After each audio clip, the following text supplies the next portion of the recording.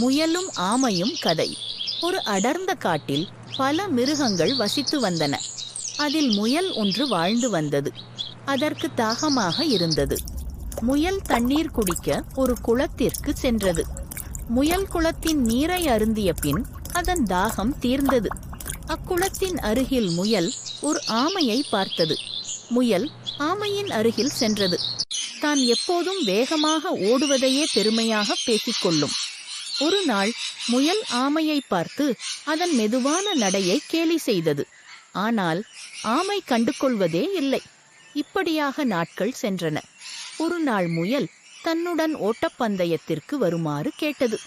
முதலில் இல்லை என கூறிய ஆமை முயலின் கர்வத்தை அடக்க வேண்டுமென நினைத்து ஆம் என்றது. ஆமை முயலுடன் பந்தயம் வைக்க தயாரானது. பல மிருகங்களுக்கு இடையில் போட்டி ஆரம்பமானது. ஒரு முடிவிடமும் அறிவிக்கப்பட்டது.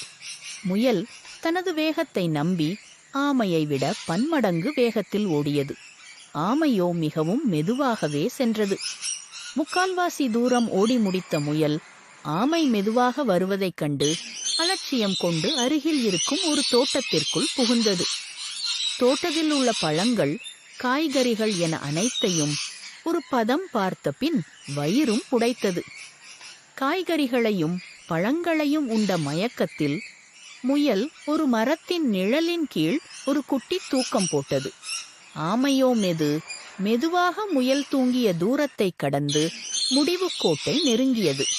அந்த நேரம் தூக்கம் கலைந்த முயல் ஆமை எல்லையை நெருங்கியதைக் கண்டு ஓட்டம் பிடித்தது.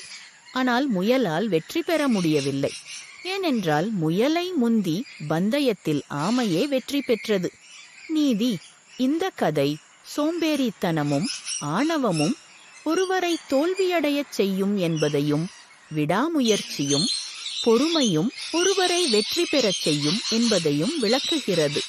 கதை முற்றும். இந்த கதை பிடித்திருந்தால் ஒரு லைக்கும் ஒரு சப்ஸ்கிரைபும் செய்து எங்களை ஊக்கப்படுத்துமாறு அன்புடன் வேண்டிக் கொள்கிறோம். நன்றி, வணக்கம்.